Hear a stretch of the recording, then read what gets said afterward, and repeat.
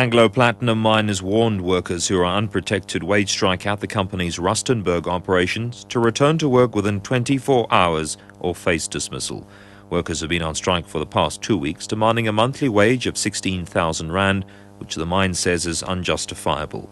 Anglo Platinum's CEO, Chris Griffith, says they're left with no option but to take action against striking workers. I've personally appealed to our striking employees, come back to work immediately. I do so again. I urge you to come back to your jobs. If people do not stop striking and fail to return to work, we simply have no choice but to begin disciplinary action tomorrow against any employee who remains on strike. And that action could lead to their dismissal. I can assure you this is not a path we want to take, but we're left with no option.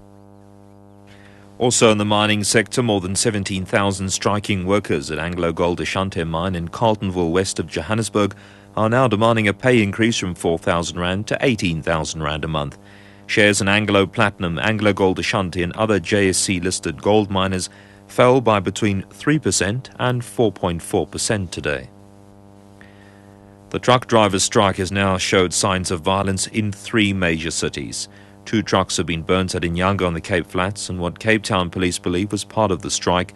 Today, some trucks were allegedly stoned as they passed the area where the striking workers gathered in Durban.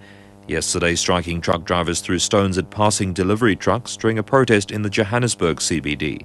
Transport Union SATAWU has warned that the truck driver strike could intensify.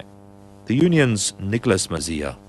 We believe that the employers are not coming to the table. The problem of a strike that prolongs for too long, it becomes a strike that members become negative from time to time. And we do not want to get to that particular situation. Other members, as we speak, they are starting to realize about the strike as the strike proceeds. So when members resemble in a certain point where they normally park the truck and rest, you may find members unable to take the truck and continue with them. And those things may happen as the strike continues, because then it will be gaining momentum. Crime-fighting agencies have descended on a game reserve near Grahamstown in the Eastern Cape after 4 rhino carcasses were found dehorned. The reserve's Vernon Waite says the rhinos were discovered by game rangers today. Poisoning is suspected as no wounds were found on the animals. Sunday Ntame reports on the latest incident.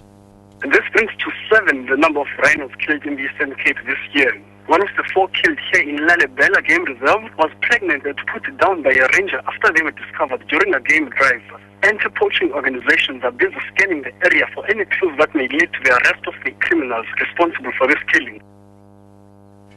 A research expedition to the Antarctic has found a worrying level of plastic pollution in the waters there.